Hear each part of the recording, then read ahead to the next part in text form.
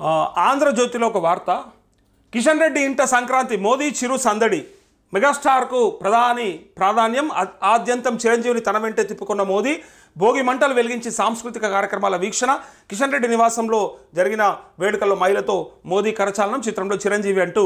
కిషన్ రెడ్డి చిరంజీవి మంచి దోస్తులబ్బా.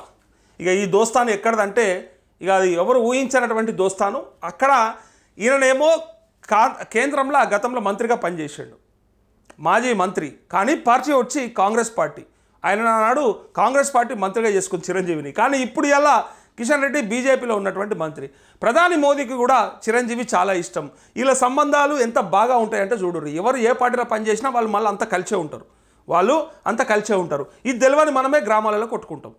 ఇది తెలియకనే మనము ఒకరినొకరం తనలాడుకుంటాం. ఎందుకంటే వీళ్ళు మాత్రం వాళ్ళకి కావాల్సిన పదవుల కోసము, వాళ్ళకి కావాల్సిన వాటి కోసం బ్రహ్మాండంగా అందరు కలిసే ఉంటారు. ఇక్కడ మోదీ ఇలా చిరంజీవిని ఎంట తిప్పుకుంటుండు అంటే అదంతా పవన్ కళ్యాణ్ క్రెడిబిలిటీయే. పవన్ కళ్యాణ్ వల్లనే ఇదంతా సాధ్యమైంది. ఎందుకంటే పవన్ కళ్యాణ్ గెలిచినాడు, డిప్యూటీ సీఎం అయినాడు. ఆ ప్రమాణ స్వీకారం చూసిన ప్రతి ఒక్కరికి తెలుస్తుంది.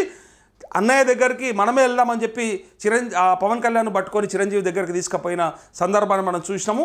ఇది మోదీ ఈ ఇవిట్లల్లా చాలా చాణక్యుడనే చెప్పుకోవచ్చు.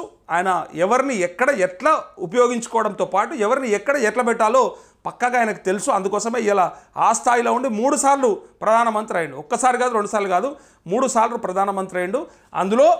అందులో ఈ దేశంలో ఎంత వ్యతిరేకత కనిపిస్తుందని చెప్పినా, ఇంత వ్యతిరేకత వచ్చిందని చెప్పినా, ఈ దేశం అభివృద్ధి చెందట్లేదని తెలిసినా, ఎన్ని సమస్యలు ఉన్నప్పటికీ కూడా మోదీయే కావాలనే కాడికి తీసుకొచ్చుకోండు ఎక్కడికి వెళ్ళి. అది ఇక మతపరమని కొంతమంది, లేదు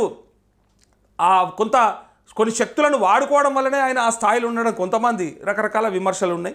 సరే, ఇలా పండుగ పూట ఆ విమర్శల జోలికి పోకుండా వీళ్ళ దోస్తాన గురించి చెప్తా ఉన్నా. వీళ్ళ బ్రహ్మాండమైనటువంటి దోస్తాన్. అంతే తప్ప మన లెక్క కత్తులు పట్టుకొని ఏం దూసుకోరు.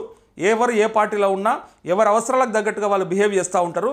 మంచిగా ఉంటుంది వాళ్ళది, అన్నీ బాగుంటాయి. మనమే అన్నిట్లో నష్టపోతాం.